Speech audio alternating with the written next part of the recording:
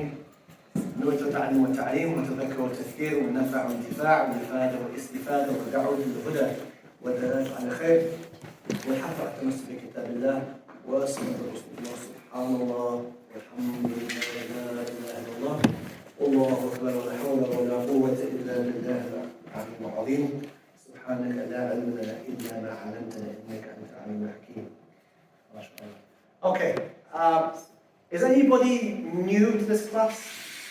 Hands up if it's the first time you're coming to this particular series of classes. You guys at the back. 2. Okay. John Moores or University of Liverpool? Liverpool. Okay. That's interesting. Welcome. MashaAllah. Hopefully you will return. What made you come tonight? Don't look, is it because of her? She said, if you come to the class tonight, we'll go and eat some food. Which if you did, well done. That's a good way. What's your name, sister? Iman. One next to Samara. Did you offer them, I'll take you out a bit of food? Did you come to the class? No. Okay. Okay. Well, anyway, so you came because of? Because of? Good. Alhamdulillah. I don't know what's going on next door, so I'm going to try and ignore whatever's going on next door. But whatever benefit that both of you receive, she gains a share of that reward.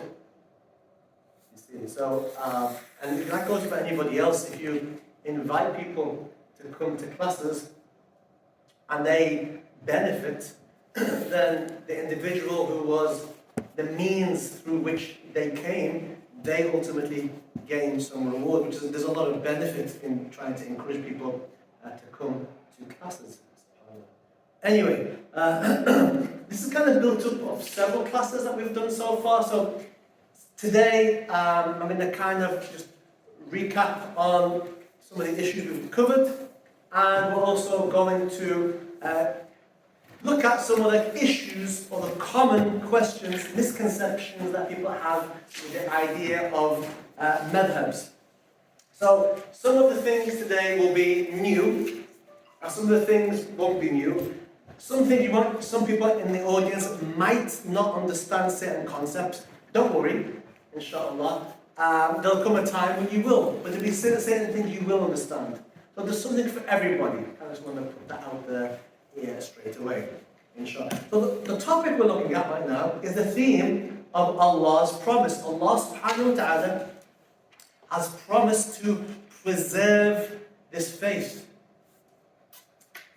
And the verse of the Quran here, إِنَّا نَحْنُ نَزَّلْنَا ذِكْرَهُ وَإِنَّا لَهُ الْحَافِظُونَ. Surely we have revealed this remembrance, and surely we, Allah in Arabic, we will preserve it. So the idea that Allah has promised to preserve this faith, and we can see that. So the idea that somehow the faith has not been preserved is ridiculous. And just again to recap, the Quran we know has been preserved. The Mus'haf has been preserved. The ahadith, the sayings of the Prophet ﷺ, have also been preserved, systemized and classified. But more importantly, what use is it if the Quran has been preserved and the ahadith have been preserved, but the meanings contained within those verses or the meanings contained within the ahadith have not been preserved? So more important is that the understanding of the Quran and the ahadith have also been preserved. Otherwise, if there was a book and we didn't know what it meant, but we know that it's been preserved, it's the same book that was revealed 1,446 years ago, what use would it be if we can't understand it? So more important, this is something that modern Muslims, young people, may tend to forget, that the Quran, the hadith, and the understanding has also been preserved. But more importantly, the correct understanding of the Quran and of the hadith, Allah has also preserved. And we mentioned a few weeks ago how there are certain verses of the Quran that people can take out of context and end up doing ridiculously, or just horrifically bad things, like killing people, for example. Alright? Or people who will take verses out of context and come up with opinions that no one's ever said before.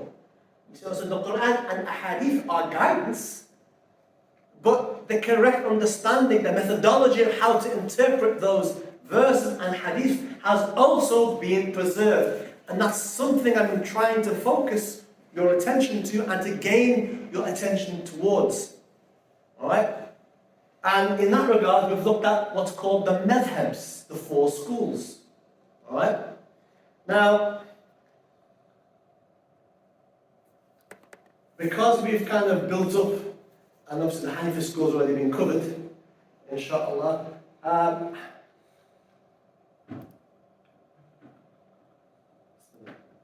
we're going to look today at the scholar Imam al-Shafi'i. Alright? And after looking at Imam al-Shafi'i, we're then going to look at some of the misunderstandings that people have towards the issue of madhabs, the 4 schools. So Imam al-Shafi'i, inshallah, born 150 after the Hijrah and died 204. And if you remember, I said that Imam Abu Hanifa died the same year that Imam al-Shafi'i was born. Yes? That's something I alerted you towards. Right, let's someone... Luqman, come down here. You can read. Say my voice. Assalamu alaikum.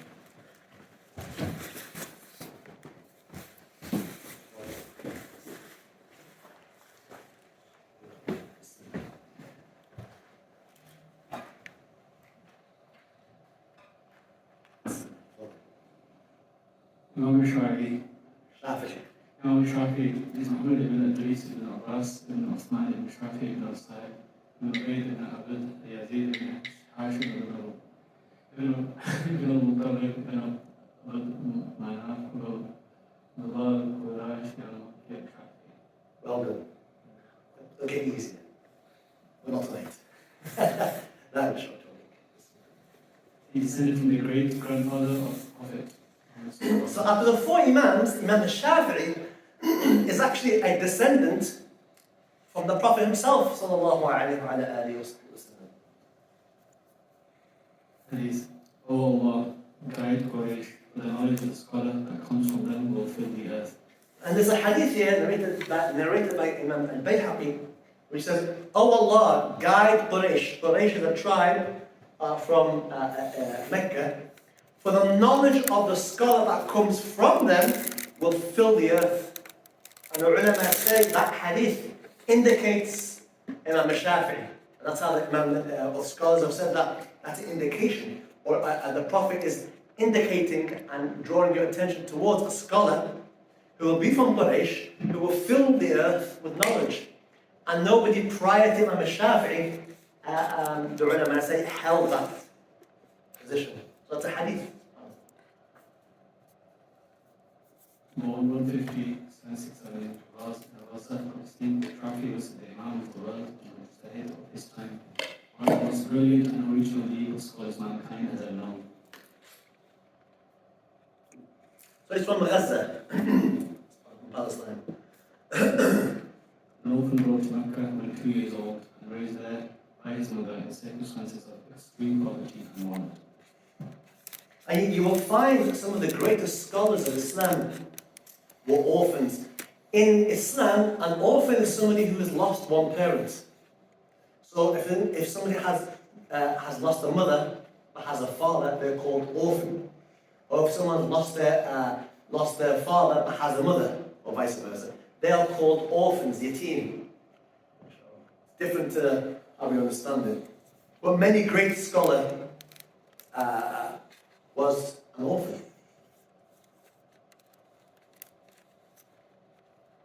He memorized the Holy Quran at age 7. The Muwatta of Imam Malik at 10 and was authorized to give formal legal opinions fatwa at the age of 15 by his Sheikh Muslim ibn Khalid al-Zinji, Mufti of Makkah. Tell me, what does that tell you? Yours at the back. Layla, is that right? Layla? What strikes you about that second paragraph?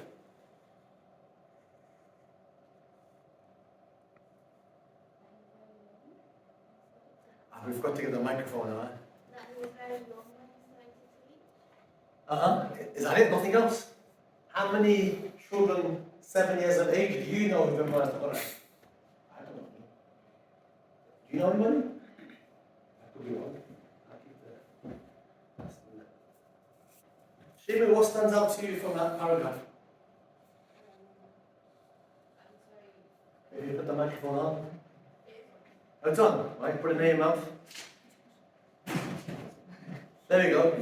It's working, we can hear you. He's very intellectual. What tells you that? Memorize the ayah at the age of 7. Muwatta of Imam Malik is a book of hadith. Quite a big book of hadith. So he's memorized the Quran at 7 and several hundred hadith at the age of 10. And then he reached the level of giving fatwa at the age of 15. What does fatwa mean? Fatwa means that he is able to give you a ruling, what is halal, what is haram, what is permissible, what is impermissible, at the age of 15. So this is not your run-of-the-mill Hafid al-Quran who's gone to Hifz al-Quran and come out a few years later. This is something a whole lot different.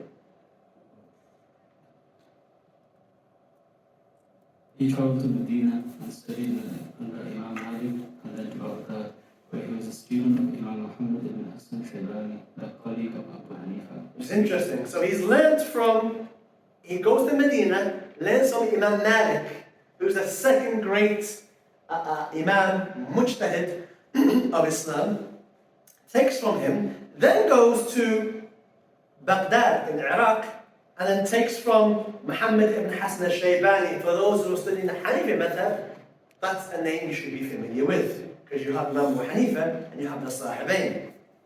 And they are Imam al-Shaybani and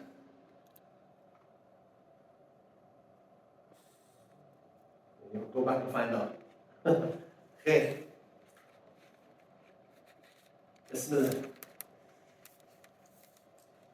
In Baghdad, Imam Shafi'i produced his first school of jurisprudence. However, due to persecution, he spoke to Ahmad bin Hanbal. They mutually agreed that rather than risk the loss of both Islam's living mujtahids, they should part company. Shafi'i traveling with his books and belongings to Cairo, and Ahmad remaining in Iraq. So this is interesting. This will lead us into some future classes that throughout history, this is important, throughout Islamic history, there are times where certain sects of Islam have dominated. Throughout Islamic history, there are parts where certain times and certain regions, certain sects that are not Ahlul Sunnah wal Jama'ah have dominated. And if you lived at those particular times, you would be led to believe that the views in that area are the views that are orthodox in Islam, and they're not. And we'll learn more about that in a few weeks' time. But they both lived in a time where there was a particular sect of Islam called Al-Mu'tazila. I will know more about them, but they had rational views, all right, that went against the main orthodoxy of Islam. And not only did they face persecution, why? Because the people who ruled, the people in power, all right, had these views as well. So scholars who were against this niche understanding of Islam, if that's the right word, or this minority understanding of Islam, right, face persecution. Because some of these scholars refused to remain silent and clarify these views are wrong. And some of them were killed, some of them were tortured. So these two scholars, Imam Ahmad ibn Hanbal and Imam Shafi'i, they both discussed with each other and said, rather than facing death of the two greatest mujtahids of that time, they said, one, Imam Shafi'i, I will go to Cairo, and Ahmad ibn Hanbal said, I will stay in Iraq. And Ahmad ibn Hanbal actually goes and gets persecuted in Iraq. And he refuses to bow down to the political pressure that was placed upon him from those ruling. But I have a question for you that I'm going to ask you again in a few weeks' time. But I kind of want to put it out there to make you think. Because I want you to think. If you were living in a time where a sect that was not mainstream was dominant, how would you know? How would you know? How would you know that at the time, if you were living at the time of these two great imams, when the Mu'tazila were quite popular, and the people in power ruled and pushed and funded particular views, at that time, what would you do to work out, am I living in a moment, a historical moment, that is not reflective or not? Do you get my point? How would you know? What would you do? Anybody got any ideas? I'll ask in a few weeks' time, but I kind of want to make you think now. How would you know? Hands up. Look at the All right. you look at the greatest scholars of the time and you look at what their position is. That's a good point. Look at the greatest scholars of their time. But you have Ahmad ibn Hanbal. Yeah, as you may find out in the future, he gets persecuted. Imam Malik also gets persecuted for a different reason, but Ahmad ibn Hanbal is tortured. And he's actually paraded in the street. Yeah, and people are saying bad things about him. So people at that time, how would you know? He just, for all intents and purposes, people who were living in that moment and listening to the scholars who've been put in place by those in power, they would be listening to these scholars and they'd be taught that this guy is a muqtada, innovator, a person of bid'ah. Because he's not following the views of the scholars, the status quo. But history tells us that they're on the wrong side of history. Ahmad ibn Hanbal now, we call him Imam of Ahl Sunnah wal Jama'ah. So again, my question, how would you know if you were in that moment? Well, Ibrahim, but again, we'll come back in the future because I want you to think. How would you know? How would you know? You've got all the scholars from the state telling you this guy's an innovator, and the people he's getting paraded in the streets, and he refuses to back down from his opinions.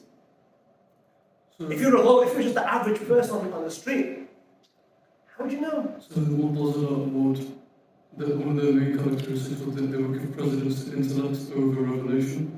So based on that, if you wanted to look at Orthodox Islam, you'd have to look for individuals who would rely on original revelation as opposed to new intellectual ideas that came along. But you've got, imagine, okay, let me phrase this better, alright? Imagine you live in a time, like that time, in which the state has placed scholars in charge of mosques and khutbahs and so on and so forth. They're appointed by the state. I have no problem with states appointing scholars, by the way, just to put it out there. But if this particular government at that time, they had views of this particular sect. So any scholar that they put in place, any funding and so on and so forth, would have to be scholars who held those beliefs. So my point again is, you're going to a khutbah and the imam is telling you A, B and C. You're going out and the imam's saying the same thing. And then these people are the innovators over here. Ahmad ibn Hanbal is the innovator according to the Mu'tazila. You as just Ibrahim goes to the mosque and listens to what's being taught and listens to what is being said to him from above. How would you know? And that's my question. How would you know? Good question, right? Inshallah. We'll come back to it in a few weeks' time. Inshallah. Those who know I'm going in a particular direction with that question. Listen, anyway, here.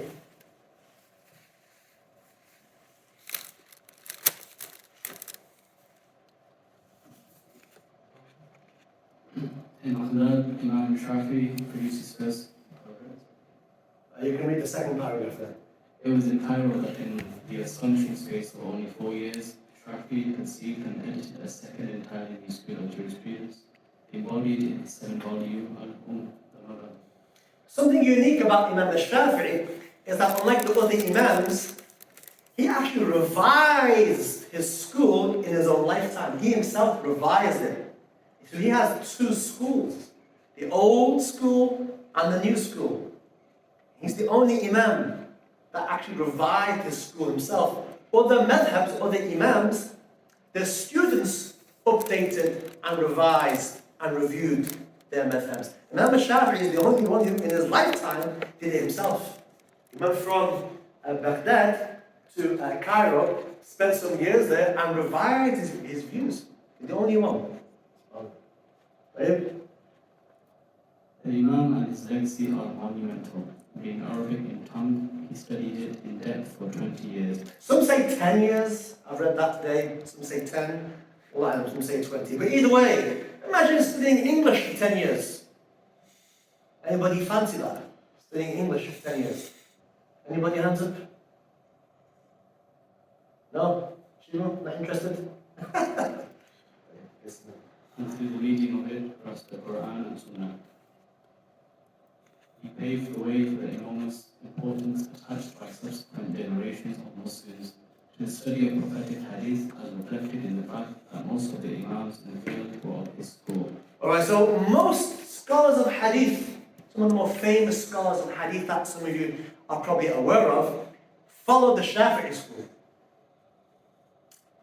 Yeah, I'm going to repeat that again because hopefully some of you won't bring that up later. I hope. A lot of the household names of hadith scholars, alright, a lot of them followed the Shafi'i school. Including Bukhari, some say he was Hanafi, by the way. I read that today on the airplane.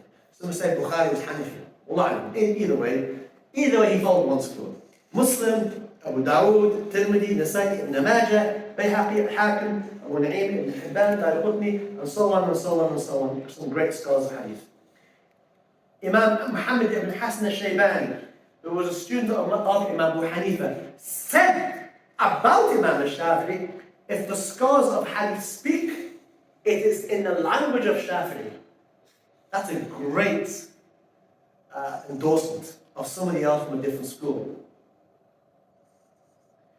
Hassan ibn Muhammad Zafrani observed, the scholars of hadith were asleep and awoke when Shafi'i woke them up. So he revived the science of hadith.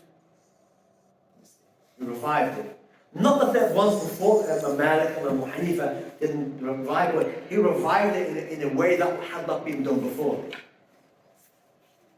Imam Ahmed said, Imam Ahmed is his student, no one touches an inkwell. Does anybody know what an inkwell is? Inkwell. Yeah. Inkwell? Sylvia? Inkwell? What do you guys, millennials? What do you guys call generation? What was it now? Babies, whatever. Like a pot of ink that you dip. A pot of ink you dip your feather in and you write with. Right? Like in the cartoons or movies or whatever you guys watch. No one touches an inkwell or pen with his hand, save that he owes a debt to Imam al-Shafi'i, which means that every single student of knowledge at that time is indebted towards Imam al-Shafi'i because they wouldn't be where they were had it not been for him, because of the knowledge he imparted. So he's had a wide reach. Again, Imam Muhammad ibn Hassan al-Shaybani said of him, if the scholars of hadith speak, it is the language of Shafi'i. I think I've done that before, right? By the time Shafi'i reached Cairo in AH, after Hijrah 199, his fame has spread to the horizon. Scholars from all parts of the Muslim world travel to hear him. His student and scribe Rabi ibn Sulaiman was to say, I have seen 700 riding camels tethered at Shafi'i's door. Imagine that, 700 camels outside his door, belonging to those who came to hear him teach. So he travelled all around the world to hear Imam Shafi'i. And what did the hadith of Imam Bayhaqi indicates? This is the truth of it. The author of some 113 works, it was nonetheless Shafi'i's hope that people would learn this knowledge without ascribing a single letter to him. And that's interesting. As somebody who's studied the Shafi'i school about 20-something years, Allah, it's rare that you hear Imam Shafi'i. You never hear it. You've done micro, right? Do you ever hear Imam Shafi'i? Ibn Hajar, Imam Ramli, Imam Nawawi, Imam Rafi'i. You don't hear Imam Shafi'i because he made dua. He made dua to Allah to not allow the knowledge to be associated with him. He didn't want to be associated with the knowledge. He wants to be humble. True. Zakaria Ansari, who's buried next to Imam Shafi'i. By the way, I was in Cairo and I went to Imam Shafi'i's grave, an amazing place. The mosque as well, truly an amazing place. I tried to upload the pictures, but I couldn't. Too short time, couldn't really do it. But I could have. Zakaria Ansari remarked, Allah granted his wish, for one seldom hears any position of Imam Shafi'i except that it is ascribed to other scholars of the madhab. Imam Rafi'i, Imam Nawawi, Zarkashi, so on and so on. By the time Shafi'i, of immense generosity, it is recorded that when he once brought 10,000 dinars from Yemen, he pitched a tent outside of Mecca and gave the money all away. And Allahu alam how much that is in today's currency, but it's quite a lot of money. He was moderate in dress, and his ring bore the inscription, Allah suffices Muhammad.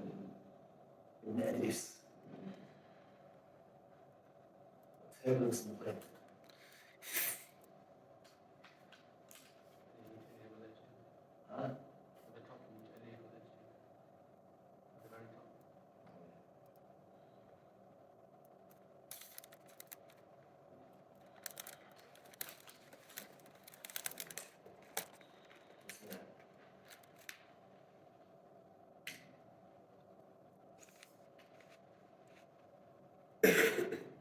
He once said, knowledge is not what is memorized, but only what benefits.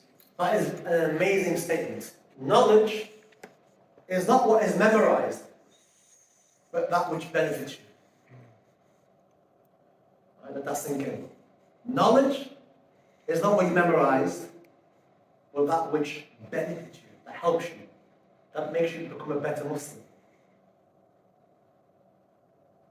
A lot of students up and down the country, they think they have knowledge, and they may go to talks, but those talks, for the most part, just feel good, but people don't really benefit from those talks. And this is something your generation needs to get out of. That knowledge is not just you memorize a whole bunch of stuff. What's the point of you memorizing things if you're still a person who misses Fajr? You're still a person who has lies in his heart, or has hatred, or racism, or arrogance. What's the point of all that knowledge? Because in reality, the shaitan was very knowledgeable. Iblis, the devil, was very knowledgeable, but that knowledge did not benefit him, because he ended up he will end up in Jahannam. So knowledge is not what's memorized, but only that which benefits. Al-ilm al-nafi'. Very important for your generation to understand. His conviction of his personal religious life, for he divided his night into 3 parts. In the first of which he would write, in the second pray, and in the third sleep. MashaAllah. His night divided into 3. The first third of the night, he would write fatwa, research, developing the school. In the second third, he would pray, and the last third, he would sleep. He recited the entire Quran each day at prayer and twice a day in Ramadan. Did you get that? He recited the whole Quran each day in prayer. Anybody shocked? I'm shocked. The whole Quran in Salah? No. And then in Ramadan, because it's a month of Quran, he recited the Quran twice a day. And some ulama say one in his normal prayers and one in Taraweeh. Amazing, huh? When a remark was once made to him about his using a walking stick, he had a stick he used when he was walking. He said, I do it to remind myself that I'm on the journey out of this life. I'm a traveler. I'm going to leave this world. So the stick was a reminder that I'm going to die. I'm a traveler. And it's actually, scholars now, you'll see certain scholars using sticks at a certain part of their life. Probably about, I think, after 40. Several of my teachers, they have a stick. It's following Imam Shafi'i's good innovation. A man of intense spiritual presence who could truthfully say of himself, I have never told a lie. Can any of you say that? If you can, mashallah. Never told a lie his whole life. Not even a white lie or a black lie or whatever colours of lies you guys have. Not once in his life. His students were in such awe of him that they could not take a drink of water while looking at him. Now this may be strange to some of you, right? What? How does that? I don't get it. You would get it if you sat in the presence of people like this. Give an example. Imagine some famous movie star, right? Or famous football player, or famous manager of Man U. Got your attention, okay? And you're there, and he's talking to you. You're like, in awe of that individual, right? You wouldn't drink water. You'd be like, oh my God, so-and-so's talking to me. They had something far greater than that. That's just for me to give you an understanding. But they had something far greater than that. That this man was a mountain of knowledge, a mountain of piety. This was a man whom, if you were in his vicinity, if you were in his gravitational pull, he was massively impressive human being. Spiritually, you'd feel it around him. People were in awe of him. Among his pupils were a number of the imams of the time, such as Ahmed ibn Hanbal and others. He studied and taught sacred law in Cairo until his death at 53 years of age. At the end of a lifetime of service to Islam and the Muslims by one of the greatest in knowledge of the Quran and the Sunnah. Ahmed ibn Hanbal, you've heard last week. Skip that, no. Right, so Bismillah. Okay, so you've now, over the several weeks, you've heard about the problems of not following a madhab. As Sophia mentioned a few weeks ago, the problems with those individuals and their actions that they did not follow a particular school of thought. And we spoke about Abu Hanifa, we spoke about, Sheikh Nuh spoke about Ahmed ibn Hanbal. Tonight I'll give you a very short introduction to Imam al-Shafi'i, and you can go and read more in your own time. So now we're going to look at the classical approach to following a method. What do I mean by the classical approach? I mean the approach that was done for centuries, the way of studying a method. For more than 1,000 years, the Ummah has been taught to follow one of the four madhabs, as seen in various Islamic schools. And again, if I knew how to upload, I would show you videos. I was in Cairo and I went to certain mosques that have been purpose-built centuries ago, some in the time of Salah al-Ayyubi and some before him, in which the mosque itself has been designed into there are 4 places, and each of those 4 places, each madhab is taught there, and it's designated here the Hanbali school, the Shafi'i school, Hanafi school, and the Maliki school, and they have areas where the students are housed. So the Shafi'i students are housed here, the Maliki students are housed there, and so on and so forth. And they come out into the areas. Like, again, I wish I could have uploaded it, but it's been there for centuries. Part of history. I don't know, listen to that. The student will start by mastering basic texts, moving on to more advanced texts within that school until they became a mufti. The Shafi'i syllabus of Tariq takes about 7 to 8 years of intense and focused study, 2 books a day. So, in Hadramaut, Tarim, where I studied, just to give you an example, the Shafi'i school takes about 7 to 8 years, maybe a bit more, give or take, in which you will study 2 books of Shafi'i fiqh a day, one after Fajr and one after Maghrib, and 2 different books simultaneously. And that will go for many years. Towards the last 3 years, by that time, you would have done about 6, 7 books, probably a bit more. The last book you will study is Imam al-Nawawi's Minhaj al-Talibin. At that point, you will probably take 4 classes a day in that book. One after Fajr, one after Dhuhr, one between Maghrib and Isha, and one after Isha. And that goes on about 2 years. Very intense. At that point, you've got a fairly good grasp of the Shafi'i school, and you are able to teach it, and you're probably a mufti at that point. 7 to 8 years of intense study, 2 books a day. By the way, that's 6 days a week. 6 days a week. Other madhabs may take longer.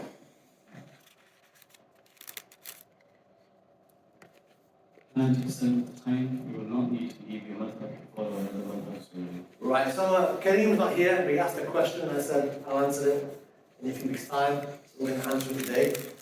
90% of the time, you will not need to leave your school to follow another school. Most of the time, you don't need to. Alright? Sometimes you do. However, in difficult situations and out of necessity, it is permissible, but it has conditions that must be observed. Example, a Shafi'i taking a Hanafi position on zakat or fitr. Right, so I give you my own personal experience. In the Shafi'i school, the school that I follow, I know that in Malaysia, in Indonesia, and so on, in Yemen as well, Zakat al-Fitr is the zakat that you give, or your parents give out, either on the day of Eid, or just before the day of Eid, after Ramadan. Yeah? You know Ramadan, Zakat al-Fitr, that zakat is due on every single individual. Perhaps your parents pay it for you. Some of you pay it yourselves. Has anybody paid it themselves? That's Ramadan. Yeah? Okay, you guys pay it yourselves. Great. In the Shafi'i school, money is not allowed. In the Shafi'i school, money is not allowed. Either it's what is the main staple of food in that area, whether it's wheat or rice, whatever that is, that's what you give your zakat al-fitr out. So when I was in Yemen, in Tarim, the night before Eid, there'd be bags of wheat or rice that we go and we buy, and they'll get distributed on the day of Eid, so people had food to eat on the day of Eid. Like, what does that have to do with anything? I'm in the UK, and if I go to the mosque and give them a bag of rice or a bag of wheat, what are they going to do with that? So it makes more sense for me to take the Hanafi school's position. When it comes to Zakat al-Fitr, I become a Hanafi and I give my money. Which wouldn't be correct in the Shafi'i school, but I take the Hanafi school's position in that particular act of worship.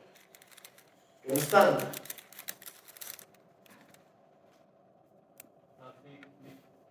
Right, I've done that. That's okay.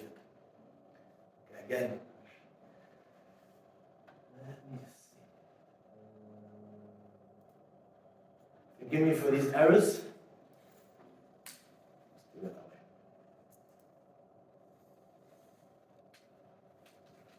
Listen. All right, Talfiq. People will ask questions about how to interact with madhabs. Can you pick a mix between schools? A question that, again, people asked, and I told them I'd answer in a few weeks. You're not here. Oh, listen, now the show goes on.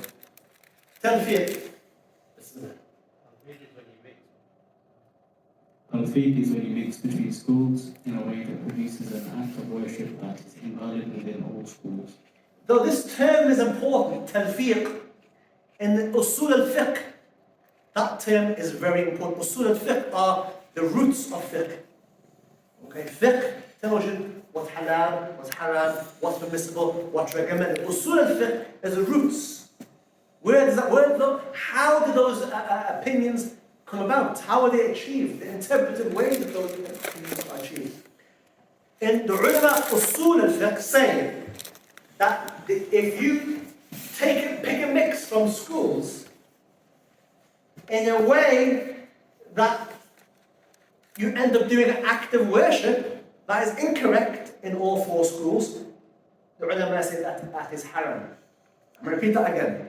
Because somebody will come along and say, well, hang on, aren't all four schools correct? And you guys are going to say, what? Hello? I'm tired of you guys. You guys will say what? Yes. All four schools are correct. Yes or no? Yes. She won't disagree, she's leaving. Okay. All four schools are correct. Yes? Yes. More convincingly, yes? Yes. Tired, man. There we go. Well, in that case, I'm going to take a little bit of Shafi'i, I'll take a little bit of Maliki, I'll take a little bit of Hanafi, and I'll take a little bit of what's left? Humbly. Hanbali. And, there we are. They're all correct.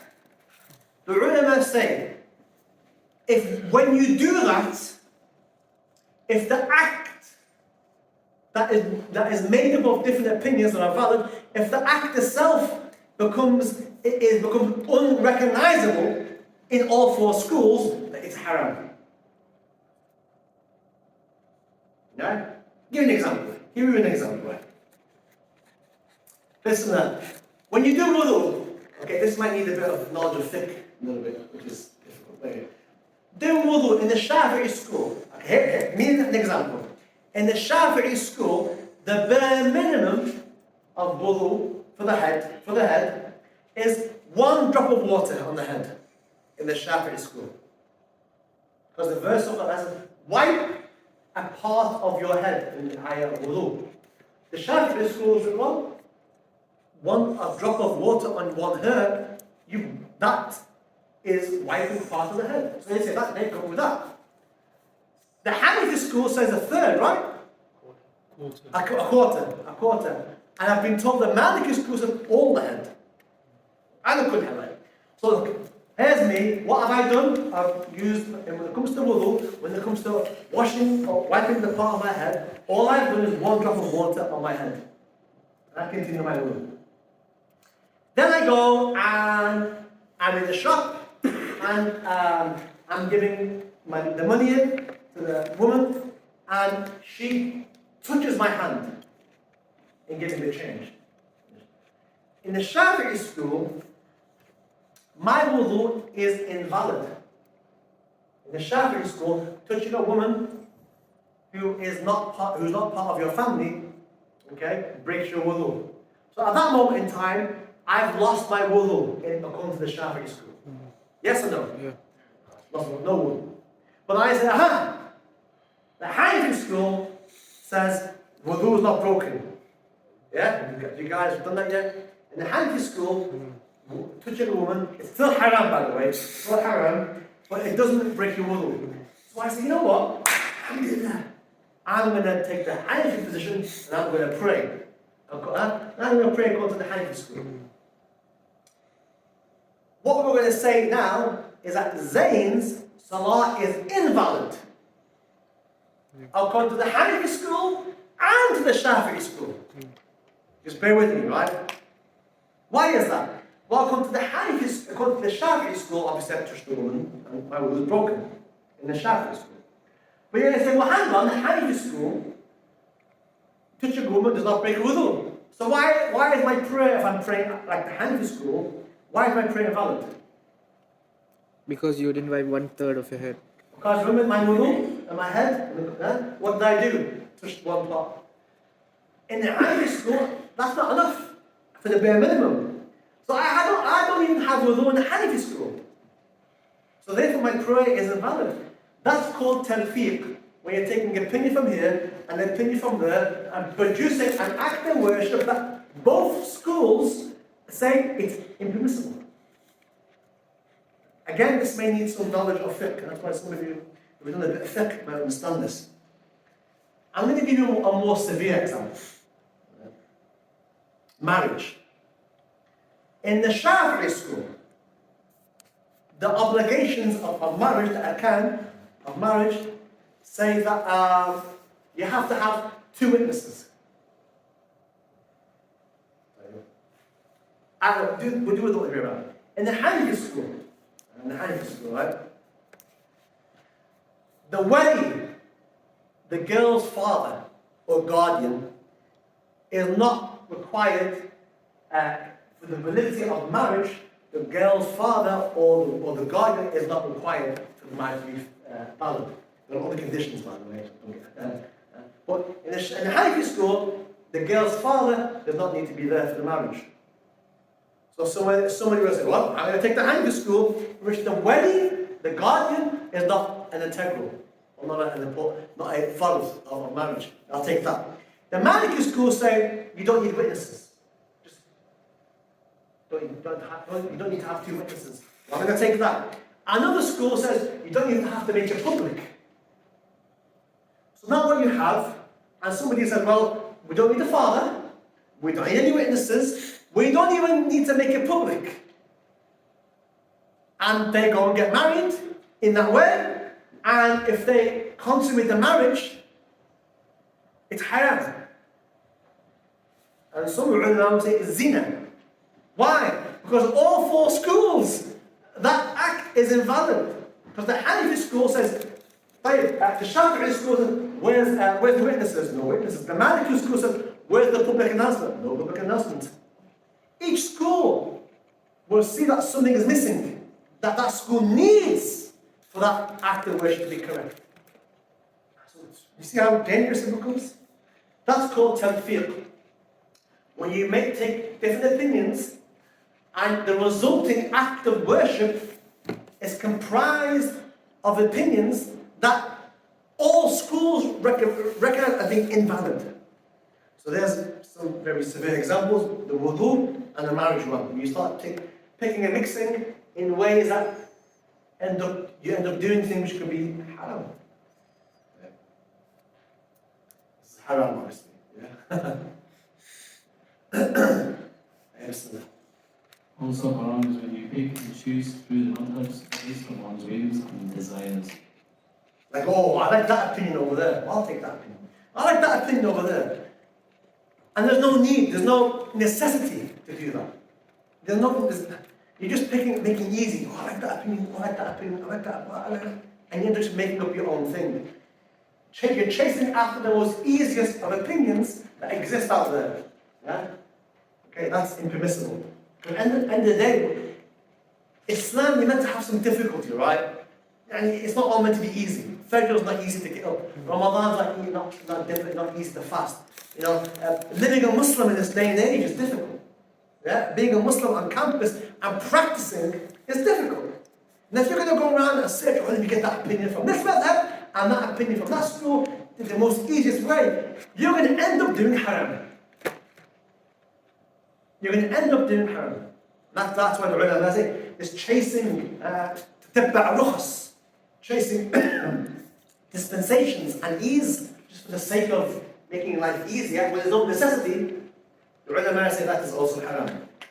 This is different when there's a necessity. Like what? Like my zakat al-fitr. What am I going to do here? become Hanafi in that position. Okay? When there's a necessity, you can. But you've got to follow the school in those things. Right. Seeking the easiest positions in all matters of faith. The scholars of Usul have said that this is haram. Right. Here's where you talk. Where are the micro students? Hands up. 1, 2, 3. Yeah, Sophia? No, not yet? Oh, okay, we hand up then. Okay, anybody studying fiqh? Okay, okay, good, right. Is there a difference between following Imam Abu Hanifa and following the Hanafi method? Is there a difference? If I say I'm following Imam Shafi'i, is that different to say I follow the Shafi'i school? What do you think? Where's the microphone? You three used to be all friends, now you're all separate. Yeah. Huh? Yeah. See, you admitted it. They used to be friends, yeah. No? Whatever's going on anyway, it's that. Huh? Ah, okay. I won't ask why you've been walking together, but... Hey, listen now. Put the microphone closer. I don't know, I'm just thinking that I would have like students that would give like there would be later Hanafis as well like earlier Hanafis who would have like different Good. opinions. So is there a difference if somebody says, I follow Abu Hanifa, and person A says, I follow Abu Hanifa. Person B says, I follow the Hanafi school. What's the difference? Or is there a difference? I think so. Yeah? But from what I'm thinking it's earlier Hanafis and later Hanafis. Okay. Ibrahim, microphone.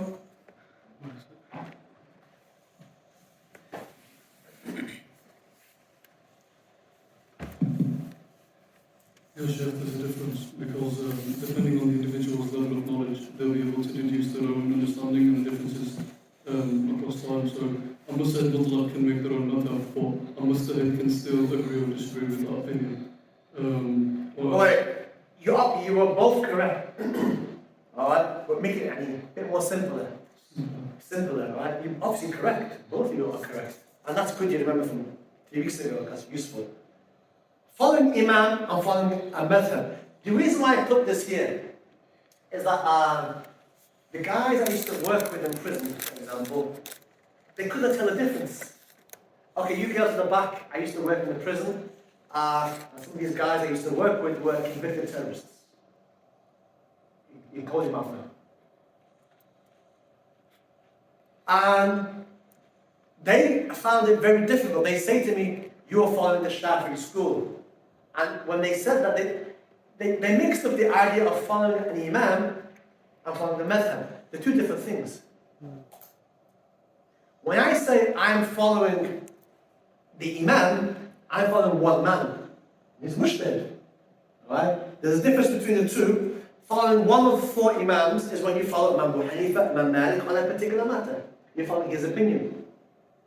If I say the madhab, what we're talking about now, if I'm following the Hanafi or the Maliki madhab, you are following a school that is comprised of thousands upon thousands of the Ummah's greatest scholars for over 1,000 years, who revised the school and updated it. So 2 different things. Somebody says, I'm following the Imam Shafi'i, and somebody says, I follow the Shafi'i school. The Shafi'i school, the founder of the Shafi'i school is Imam Shafi'i, but the opinions of the strong opinion in the Shafi'i school might not be Imam Shafi'i. You've heard today Imam Shafi'i made dua to not make the knowledge be attributed to him. But that's very important. Alright? I follow Imam Shafi'i, and I follow the Shafi'i school, 2 different things. Am I making that clear? That's useful for you guys later. Alright, this is where we're going to get to things that you may, issues you probably come across. The traditional way of studying a madhab is that you take a book, Quduri or Risala Jama'a or another book in whichever madhab you follow, and you study that madhab with that particular shaykh, you learn your fard ayn and you get on with your life. Nowadays, there are calls for a different approach to madhabs. The non-traditional approaches that have appeared recently. Number one, the La Madhabiyya approach. No madhabs. Someone's laughing. Why are you laughing? Right, well, you can share with us in the Q&A. The La Madhabiyya, no madhab approach. Okay, read. Ibrahim, read. Complete abandoning of madhabs altogether while calling people to ijtihad under the banner of following the Quran and Sunnah.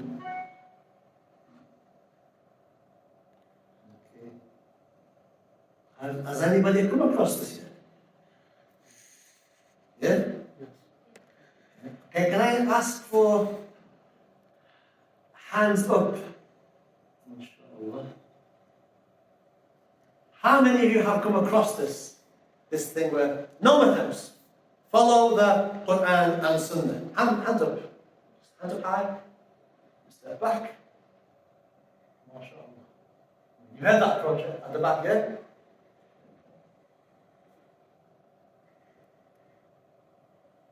We have seen examples of this already in our first class jihad and hijab examples. Sophia, remember? When you mentioned that, the problem behind these interpretations that neither of them follow the madhab. Those people who were jihadi and those people who were saying hijab, there's no such thing as the word hijab in the Quran, both of them were doing ijtihad, both of them went following a madhab. Alright?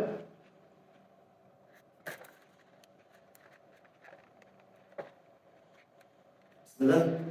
Two loosely following a madhab, however, they adopt a similar approach as the non-madhabists walk within. Alright, so the first is like no madhabs at all. Follow the Quran and Sunnah. Don't follow the 4 Imams.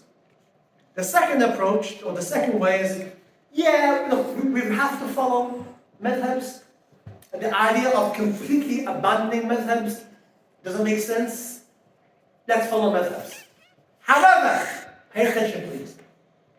This second approach, again, it's a non-traditional approach, is different in that it shares a similar outlook to the first group, but they act within the madhabs themselves.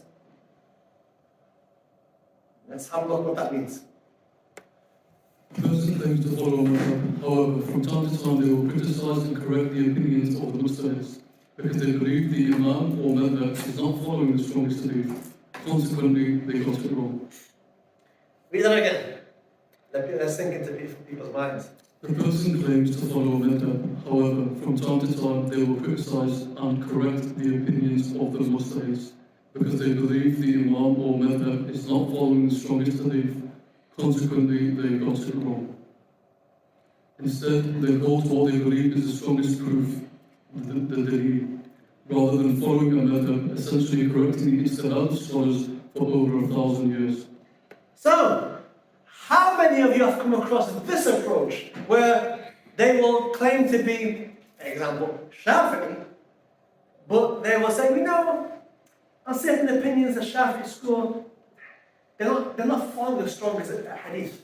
The dalil says, there's a dalil that says this, or the other schools are right here. Or they'll say, 3 out of the 4 say this, the Hanbali say this, the Maliki say that, the Hanbali say that, the Shafi'i say that, and the one who's correct is the Malikis, for example. That kind of approach, where they're working within the schools, but in a way that is non-traditional. You guys who've studied in micro and guidance, myself in Yemen, that approach you've never heard. That's a relatively recent approach, where you are now within the schools, and you say, well, subhanAllah, Imam al-Shafi'i, the Shafi'i school, the dalil, there's another dalil over here that's strong, and they got it wrong there. Has anybody come across that approach. Alright, don't be shy, hands up. There are several courses available right now. That when I've looked at them a bit more closely, that's what you're going to get. Several courses. And students haven't got a clue. Learning.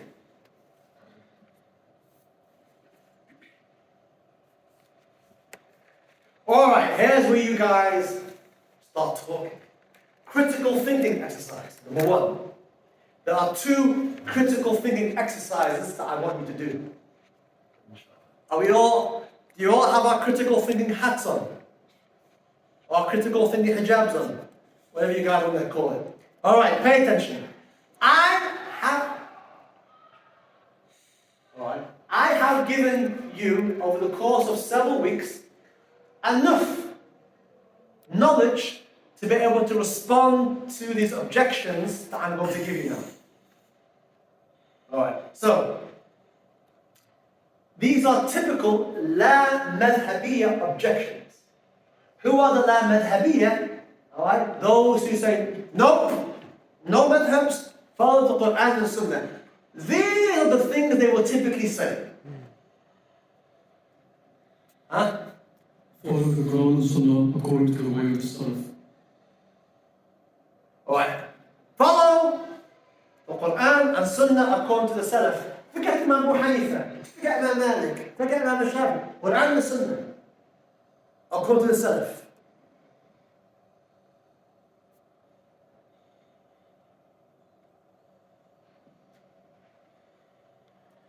We are commanded to follow the Prophet ﷺ and his companions, not these 4 imams. You're meant to follow the Prophet and the Sahaba. Who said you have to follow Imam Abu Hanifa? Who said you have to follow Imam Malik? Where's the dalil? It is bid'ah to follow them as they didn't exist at the time of the Prophet ﷺ or the generation after them. Was Imam Abu Hanifa at the time of the Prophet? Was Imam Malik at the time of the Prophet? Was Imam Shafi at the time of the Prophet? Why are you following them? Follow the Prophet. Yes or no? Even they said, ooh, yes. What madhab was the Prophet ﷺ? What madhab was the Prophet, akhi? Tell me that. You're laughing, but these are the things that people say. I didn't make this up. This is what I've seen in 25 years of madness. You are blindly following taqleed of these imams. You are blindly following these imams. You are blind. Following the Prophet ﷺ, who is divinely protected from error, is better than following these imams who are not divinely protected from error, as these imams can make mistakes. The Prophet ﷺ is divinely protected, ma'soom, protected from error. Allah's protected him from error. Therefore, and the 4 imams are divinely protected from error. They can make mistakes. Why follow somebody who you are agreeing can make mistakes? Follow that. Follow him, sallallahu alayhi wa sallam, who can't make mistakes. See these kind of arguments that people come up with? But here's where you guys now use your critical thinking, hats, hijab, hair, whatever you guys got on, critical thinking. And you are now, and go back, Bismillah, hey, critically think your way out of that sentence. Does that sentence make sense? Follow the Quran and Sunnah according to the way of the Salaf. Who wants to have the first go? But in order to follow the Quran and Sunnah, Microphone. In order to follow the Quran and Sunnah, it is in Arabic and they have like a very profound meaning to it. You have to have a certain level of knowledge to actually understand it.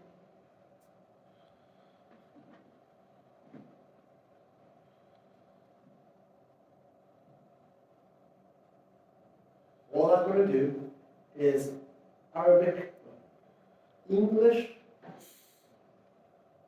to Arabic. There we go. I've Googled it. I've just everything in there. And everything else, like mantiq, usul, and You don't hear that. You don't jump that bid'ah. Didn't it? Was Usul al-Fiqh at the time of the Prophet? Bid'ah.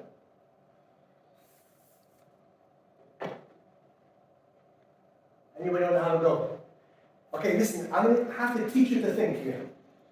Look at the sentence. What is this? Is it Adil or your name? Later. Read the sentence again. What's the sentence say? Follow the Quran and Sunnah according to the Salaf. So what they're saying is that, I'm not going to out to view the camera. Yeah. Alright, follow the Quran and Sunnah according to the Salaf. This is the arguments that people will make in order for you to abandon following the Madhab. Listen carefully. A lot of the time, people will throw things at you or ask questions, but those questions are based on assumptions. And a lot of the time, the assumptions upon which my question or my argument is based on, the assumption is wrong. Just bear with me. What am I saying? If I'm saying, don't follow Abu Hanifa, follow the Quran and the Sunnah, what am I saying about Abu Hanifa? It's not following the Quran and the Sunnah. If I say to you, don't follow Imam Shafi'i, right? Follow the Quran and the Sunnah, what am I saying about Imam Shafi'i? It's not following. If I say to you, don't follow the if I say, don't follow the Hanafi school, follow the Quran and the Sunnah, what am I saying about the Hanafi school? They're not following that. And that's thousands upon thousands upon thousands of scholars. So the idea that follow the Quran and the Sunnah, what do you think Imam Malik was doing? Imam Shafi'i was doing? Ahmad ibn Hanbal, what do you think they were following? Torah and Injil? Zabur? Really? People laugh. But how many people have that sentence there has convinced them to not follow what their parents were following?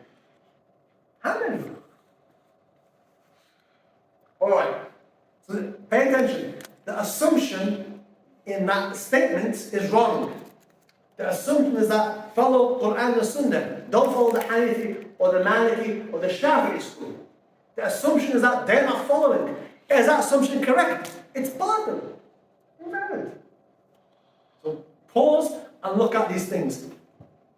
Here we are commanded to follow the Prophet and his companions, not these 4 Imams. Bismillah, who wants to take that one?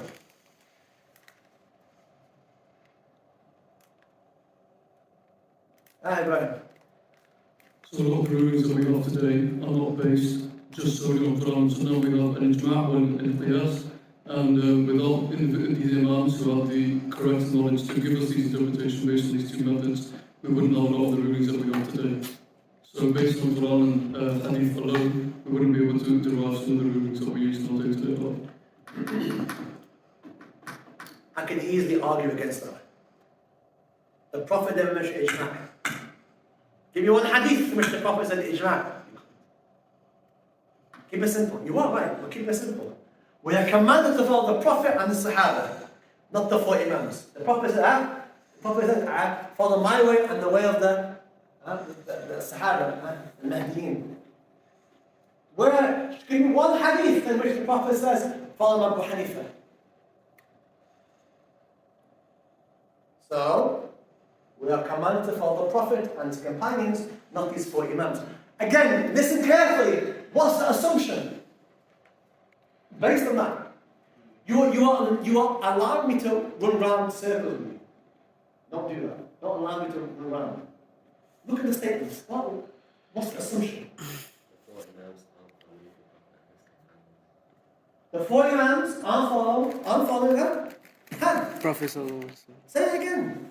The 4 imams are not following the Prophet and his companions. Which is invalid. So you twist it around and say, hang on a minute. Are you telling me that Imam Shafi'i, who read the Quran twice a day? No? Are you telling me Imam Malik, this great alim, Imam Abu Hanifa, they were following the Prophet and the Sahaba? You and I both know, if you remember a few weeks ago, I gave you a flow diagram of all the Imams and how they interlinked with each other and how they took from each other and how they took from the Sahaba. Okay?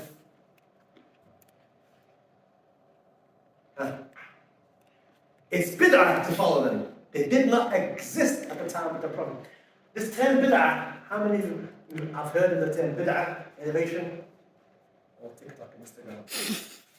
Bid'ah, innovation. What's your name? Keegan. Okay. You comfortable with answering this or? I think I have an idea how to. All right, let's hear it. Bid'ah is something that's done when it's in an act of faith. So if we follow the opinions of the imams, it should not be considered bid'ah. Just like we're using our phones, it's not as an act of. That's dunya. That's not ibadah. Alright. Keep going. You're right. Keep going on. Alright. So yeah, basically that's what I'm saying. Did the Prophet do it? Did the Prophet follow madhab? No. The Sahaba follow madhab? No. Alright? So why are you following madhab? If it was good, would they have followed it? But they were the madhab in the sense that. Yes. They were the madhabs. The Sahaba were madhab. Right? Again, assumptions these questions are based on. We could spend more time on these things, but there we go. What madhab was the Prophet? Akhi. What man? What? Was he Hanafi? Was he Maliki? Was he Shafi'i? Was he Hanbali? Why are you following?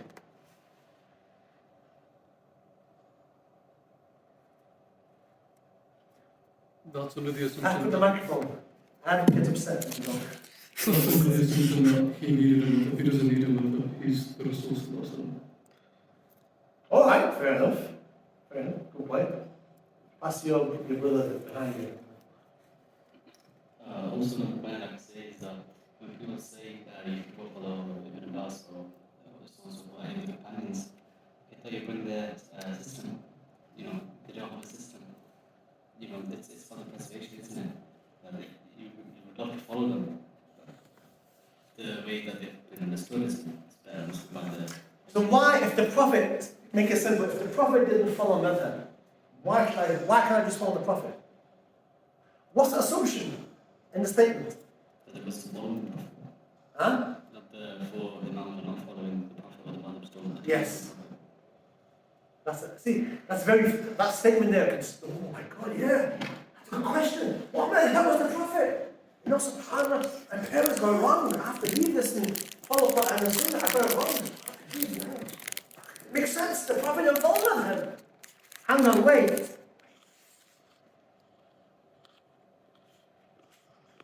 Like Ibrahim said, the Prophet was the source of all the madhab. And the madhab are preservations of the Prophet's teachings.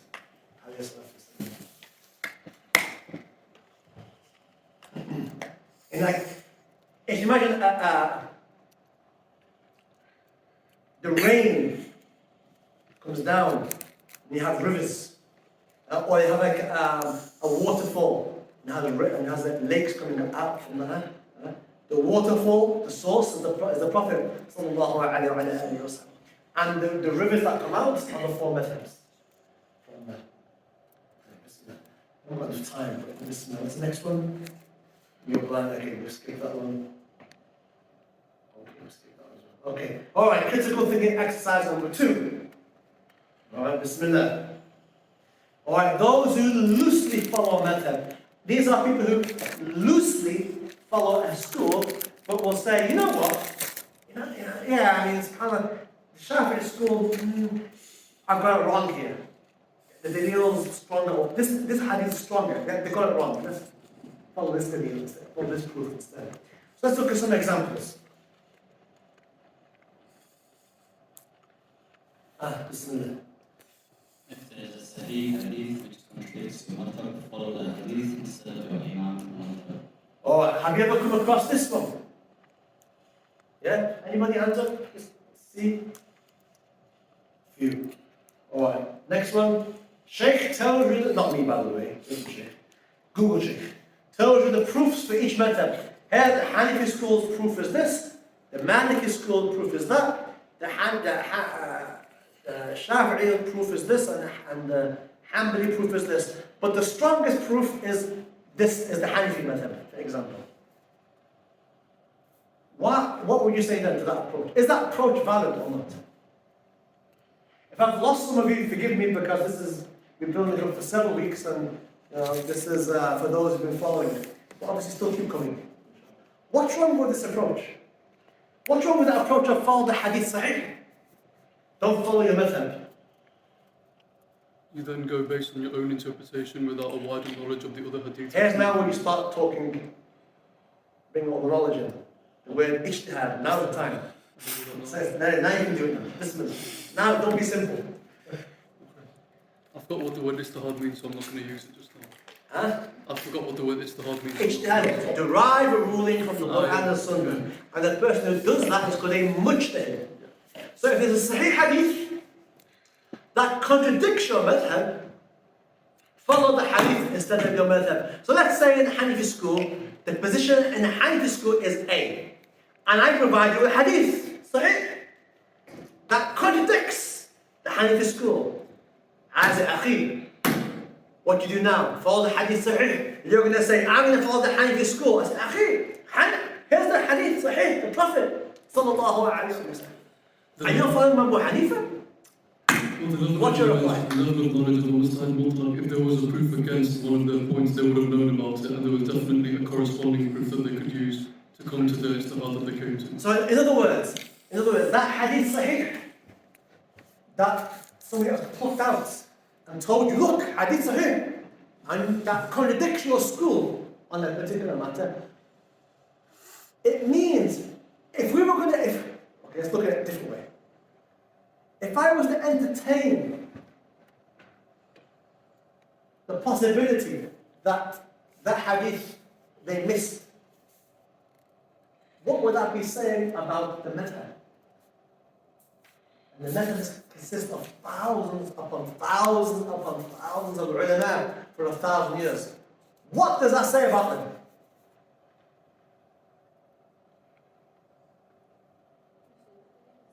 They made a mistake. They missed a hadith. But I've told you already before that in the Shafi'i school, for example, a lot of the scholars hadith was Shafi'i. Which then that means, what another hadith? They must have known the hadith. At that point now, you've got two options. Either A, there must be a reason why that particular hadith they didn't use it. A, because there might be another hadith, or that hadith might have specific conditions around it. In other words, the school had a reason for not taking that particular hadith into consideration. It wasn't that they didn't know it, they knew it. But they had justification, like Ibrahim was saying, a justification to use a hadith maybe that was stronger or had a better position in authority over that hadith, and so on and so forth. Sheikh tells you the proofs for each madhab and then tells you which one is strongest. I've come up on this certain website that you go on, and a particular question, and this Sheikh was saying, we'll give you all 4 schools, the proof that each school uses. So for example, on essay wudu, for example, this particular Sheikh will give you the dalil for the Hanafi school, the dalil for the Malikis, Shafi'is, and then Hanbalis. And then say, the strongest dalil is with the Malikis. Go with that one. Right or wrong? This is acting within the madhabs. Is that right or wrong? Let me ask you a better question. This Shaykh, what's he doing? This process, what's he doing? Makes sense. He's doing ijtihad. What is ijtihad? Deriving rulings from the Quran and Sunnah. You can argue this is maybe lazy ijtihad because it's not proper ijtihad. But he's acting as a mujtahid. Can he do that? Why? Because it doesn't fulfill the conditions that we spoke about a few weeks ago. The idea, and by him telling you which is the strongest, what he's saying about the other 3. If I say The Maliki school on a particular issue is right and has the strongest proofs. What am I saying about the others, the other three schools? What am I saying? They're wrong. Huh? They're weaker, and in this context, what? They're wrong. They're wrong. See, these are the things you start unpicking. Hang on, what? Them three are wrong. But for me to correct their mistakes, I have to be at their level, if not higher. Otherwise, how am I going to? Who am I to correct the mistakes? If I'm going to, what course are you doing? Computer science. If I'm going to correct your work, I have to be at the same level of knowledge or higher. If I'm not on your level, how am I going to correct your work? Give you a better example. Ibrahim's example of the example. Bring your example of examples, which I like. You want me to do it now? Yeah. Okay. You don't have to do anything, just say it. So when you do your GCSEs, everyone gets the same qualification, although they may get it from different examples. So you have AQA, NXL, Cambridge, and what's the other one? Well, there's Don't look at me, I did my GCSEs like 30 years ago, you know. There's a handful of them. But let's say, for example, you want to get a qualification, a GCSE qualification in biology. You could take any one of those providers at any institute and be able to get a sound qualification and get a sound GCSE, as long as it was from one of those 3 or 4 providers. Right, so those GCSEs, cast your mind back several years ago. The GCSE board, exam board, do you know what they were called? You know, GCSE board? AQA, yeah? What was yours? Adia? Excel? Yeah, that one. Sophia, what was yours? See how what was AQA, you guys? Isn't it Akira Queen? What's the AQS? AQA. Hey, alright. What was yours? Different ones, it depends on the subject, but AQA, excellent. So imagine that somebody came to you, let's take a question from that particular exam board, let's take a question from that exam board, let's take a question from your exam board. Can you do that? No, because you've got to follow the exam board. You can't just pick and mix of those questions and say, well, I know better, well, that's a better question for GCSEs. Who are you? You don't set the exams. Same thing here. That's why that example works well. Do you understand that example? The exam boards, you can't just pick and mix. Well, all the questions are correct. Then you put the exam board have a particular reason why they've chosen those exam questions. It's not for you to say, well, no, GCSE time, I'm going to take five questions from 5 different boards. You're going to fail because you have no authority to do that. Get yourself on the exam board. Get that, inshallah. We're going to wrap up soon, inshallah. Alright, moving between schools and take any opinions as they all correct. Obviously, we spoke about that already. Sticking to one madhab all the time is haram. We might answer that in the Q&A, inshallah. Alright. Homework. Are you ready for the homework? Yes. MashaAllah. Anybody else apart from Ibrahim? Luqman. What about the girls? Homework? These questions now, that's going to come up behind you. I want you to spend a bit of time thinking about these questions. Because out of all the questions that I've been asked tonight, I would say these questions now are the most important questions of the night. The next few questions now are the most important questions of today's class. Are you ready? Following a madhab has been the way for over 1,000 years. Why are we today hearing objections? Number 2, what caused these objections to first appear? And number 3, from whom, when, and where did these objections appear? I want you to take a screenshot of that. I want you to go and think about it. Think about the answer to those questions. Because I believe they are the most important questions you should be asking.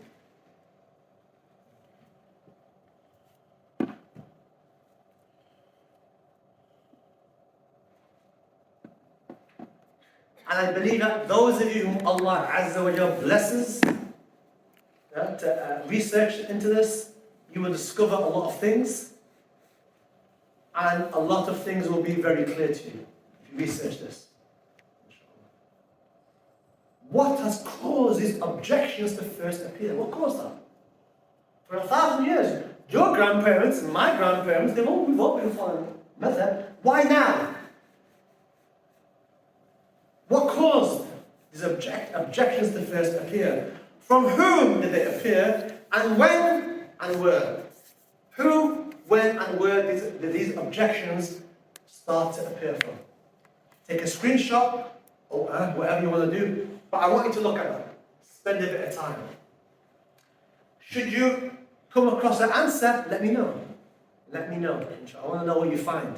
But take some time. Trust me, that they are those three questions, well, those two questions, or three questions, sorry, are the most important questions, I would say. On this topic of madhabs, they are the three most important questions. Alright, Bismillah. The madhabs, the way of the Orthodox Muslims, following the taqlid of anything between the person. The summary is this. It is compulsory to follow one of the four schools in your fiqh. All four madhabs, Hanafi, Maliki, Shafi'i, all four schools say you have to follow madhab. What's the alternative? Who are you going to follow? Who else are you going to follow?